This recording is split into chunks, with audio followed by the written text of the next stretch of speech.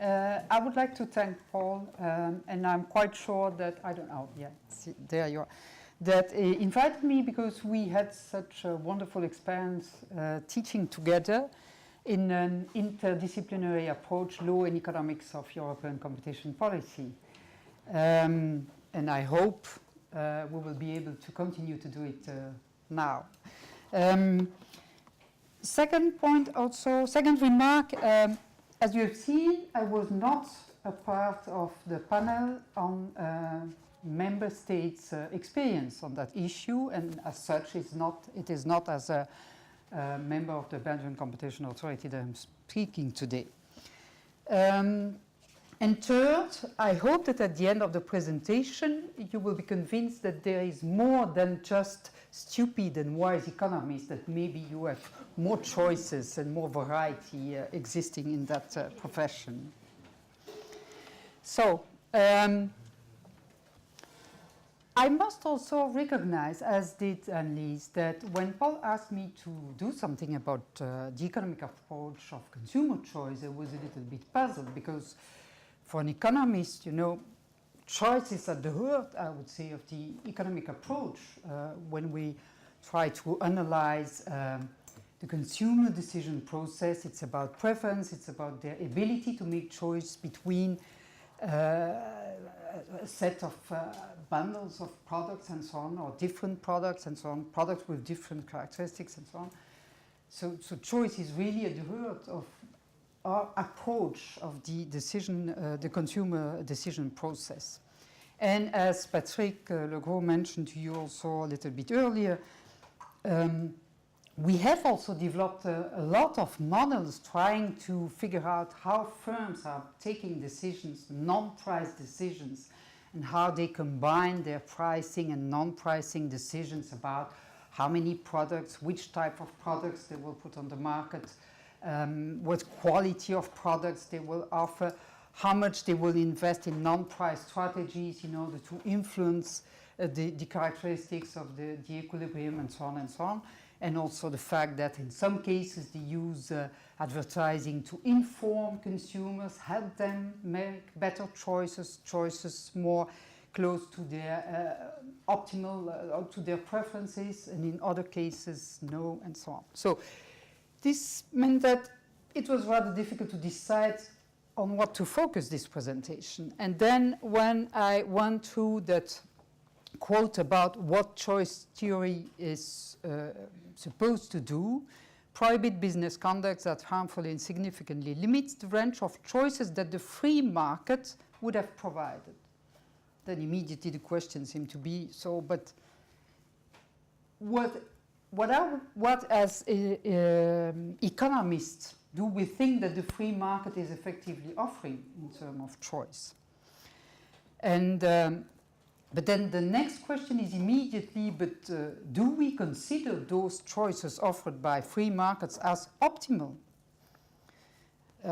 Because we presume that if we have to identify what free markets are offering, it's because it's those choices made by free market, the economic freedom process would lead us to something which is just as optimal. And then in the second part, I decided to look at, okay, then trying to summarize, and the focus then will be on a class of model about choice between substitutes products, and then in the second stage of the presentation, try to look to what extent do those economic models influence the competition policy, and then more specifically the merger part of the competition policy. And at the end, and then I come back to what was already mentioned, I share a little bit your concern about whether really that choice theory approach would lead us to something which is different from what we try to do when designing a consistent theory of harm. And I think that when we try to build a convincing story about what is the harm in that specific case, we are taking into account not only prices but also non-pricing aspects. And so is it really different? Then I leave the question open.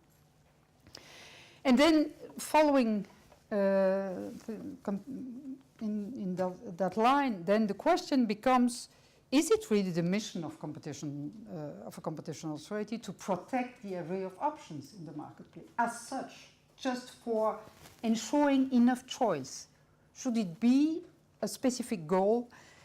And especially when, as we will see, we do not consider in several cases that free markets are offering optimal choices, in the sense a number choices that is maximizing consumer welfare. And then the question is, if not, then why should we promote choice? So, contribution of economic theory, as I mentioned to you, I will focus myself on a subset of models. Basically models of horizontally differentiated goods markets. But my first remark about homogeneous goods markets, as was mentioned for cartel cases and so on, is that effectively when products are homogeneous, when they just differ by the price that is asked for each product by each supplier, then it's because consumers have the ability to choose between different providers that the free market will effectively lead to properties that we like in terms of efficiency in the allocation of resources. And that's the reason why we want to maintain that ability to choose between different providers and that we ban cartel behavior. But when we look at differentiated goods markets, then immediately economists were confronted with difficult questions. How do we model that preference of that behavior of consumers confronted with goods which they consider as being differentiated? And we will see that we have different ways to look at that question, by modeling a preference for variety as such, or by modeling preference for a specific brand or a specific variety. And if you look at those different cases here, typically in the wine market we will consider that there is a preference for variety, whereas in the market for, and the same maybe for restaurants. We presume that consumers like the fact that they have the opportunity to eat Chinese, and then another day Italian food, and then a third day Greek food, and so on. So there is a preference for variety as such. Whereas in the other market, maybe ice cream or soft drinks, there we will consider that maybe consumers have a preference for a specific variety, a specific brand, and they always will buy that specific brand. But on the other hand, this is combined with the fact that consumers are different. We have heterogeneous consumers, and then some prefer ice cream, vanilla ice cream, and the others prefer chocolate ice creams, and so on. And so the reasons why we have variety is that precisely different firms offer varieties, offer different brands of products, because they try to match that, they try to fit the most possible, to be closest as possible from the preferred variety of a subset of consumer. And by differentiating their products, they try to decrease the extent of price competition. And in the car market there, the difference I will make between the ice cream market and the car market is that in the car market, people agree that there is a ranking in the different products. It's that what we call vertical product differentiation. Whilst in the ice cream market, there is no intrinsic higher value of a vanilla ice cream rather than a chocolate ice cream. And in that case, we have horizontal differentiation. And in the car market there, we have to confront the fact that everybody agrees that some products are of a better quality than others, and at equal price, they will all buy the high quality product. And the same with horizontal differentiation. At equal price, they will all prefer more variety than less variety. And hence, the example we had, I think you gave the example, when prices are regulated, when you are no possibility, no opportunity to compete on price, then it is quite clear that consumer will prefer more variety at equal price than they prefer to have more variety than less. And so the last, in vertically differentiated market, you have still also, you might have differences between the value in the pharmaceutical case. We might consider that all consumers not only prefer high quality product, but also value in some sense in the same way the fact that high quality products are available. Whereas in the car market you might have a heterogeneity. Some consumers value a lot to have high quality cars, others value that much less, and then the combination of price quality products, you will have a higher variety in the car market. So how can we summarize the conclusion of those models? Most models do consider single brand firms and not multi-product firms, so we need additional explanation why firms are offering several products, and immediately then you have a new question arising. When you have single brand firms, the number of firms is giving you immediately an indication of the variety in the market. But when you have multi-brand firms, it's not the case anymore. You might have a variety of products, but offered by a subset of firms. And those models basically show that you have three factors determining what's the number of the variety of products which will be observed in those markets. How heterogeneous are the consumer preferences? This is something that will vary from one market to the other, from one country to the other, maybe over time. The importance of fixed cost to produce a specific brand, and the size of the market or the number of customers. And this is one also basic reason why the achievement of the internal market was so important, because it allowed in those markets to offer more varieties at lower prices, because you had firms from the different national countries now in a much higher market, and so the equilibrium number of varieties offered in the unified European market is much higher than when you had to stick to your own national market. Basically, in those markets also, you see immediately that there are trade-offs to make between the number of products which are offered, the variety of products, and the price at which those products will be offered. And so you cannot decide, I think, pushing for the maximum number of variety, what determines precisely what is limiting the number of varieties, first would be induced to produce the maximum number of varieties if it would not be costly to do it. But due to the fact that it is costly to produce more varieties, then you have a natural limit on the number of varieties which will be offered. So to choose for a maximum number of varieties seems for an economist something which is not reasonable, I would say. And then we have other elements that have already been covered. The fact that you might have excessive varieties.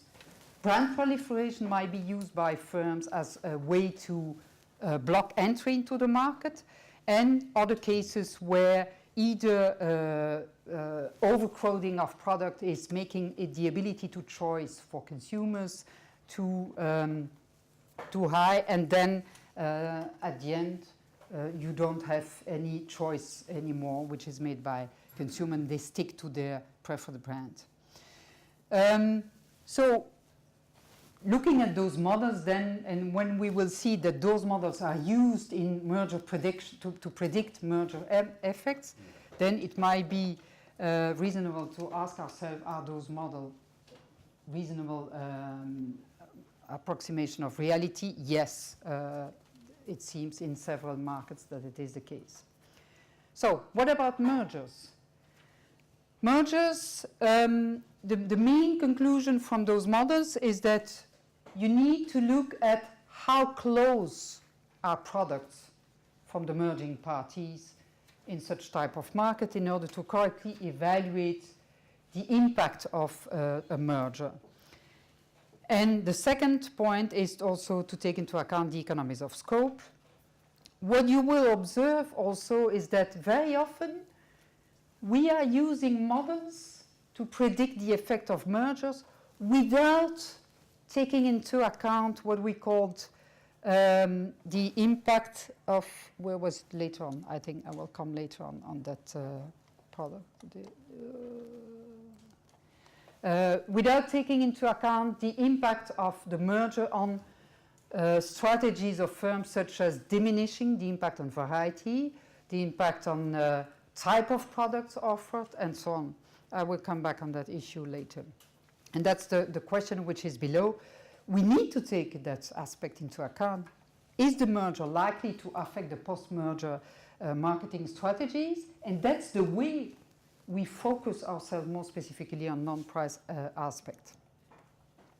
So for vertically differentiated products, there we have the elements which are playing a role. It's once more the heterogeneity in consumers' valuation of differences in quality. And second, whether to produce a high quality product is more costly or not. And there also we observe that in some markets there is a natural limit to the number of varieties, the number of quality that will be offered by the market at equilibrium. And so you might even have a natural monopoly in some cases. And when we evaluate mergers in those type of markets, then effectively we need to ask ourselves whether we will have cost savings due to the merger or not, and the impact on number of qualities, but basically on consumer welfare, because that's the final screen test that we should use, will differ depending whether or not the merger will modify the cost of producing high quality products. So I have already mentioned that in all those models what is quite clear is that we have a lot of trade-offs between price and non-price items, between different non-price characteristics, and the problem currently is that it is very difficult to build models which are taking into account imperfect competition, various types of non-pricing strategies, a combination of pricing and non-pricing strategies, and that's the issue most of the time, is that we do not have a clear-cut answer to give. And we need to go to the facts of the case in order to identify which is the appropriate model and what the expected answer is.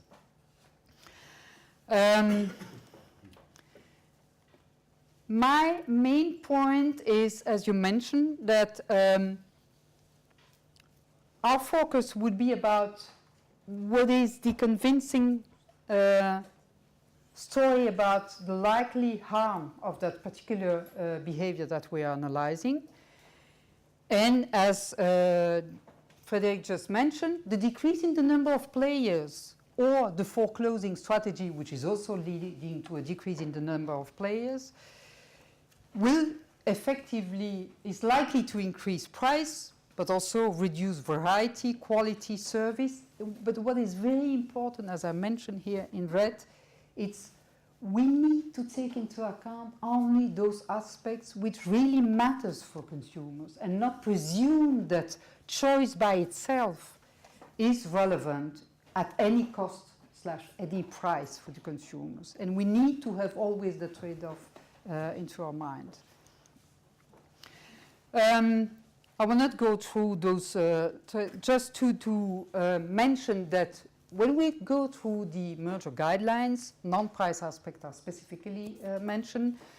When we look at how those models are taken into account, it's basically to move from 2 minutes. to move from market shares to new tools. But what I just want to mention is when you look at what cross-price elasticities or diversion ratios are and what they are telling us, but it's partially the answer to that trade-off. If you observe that when we ask ourselves what would happen if the emerging party is increasing the price of one product, and you observe that a significant part of the sales would be diverted to non-merging products, that means that the trade-off that people are making between the available qualities, varieties of products and so on, and what is offered by the merging parties is leading those consumers to consider that they have enough alternative choices and that we should not worry too much about the likely impact of that merger in that case. And so that was the way to indirectly, behind those price aspect, I would say price quantification, we have non-price aspect which are taken into account. And so I completely, fully agree with the fact that we need always to cross-check the fact that all quantitative evidence is backed up by qualitative evidence. And at the end, the questions that I would like to raise for the discussion is, do we have a feeling that there is a bias currently in favor of price aspect at the expense of non-price aspects?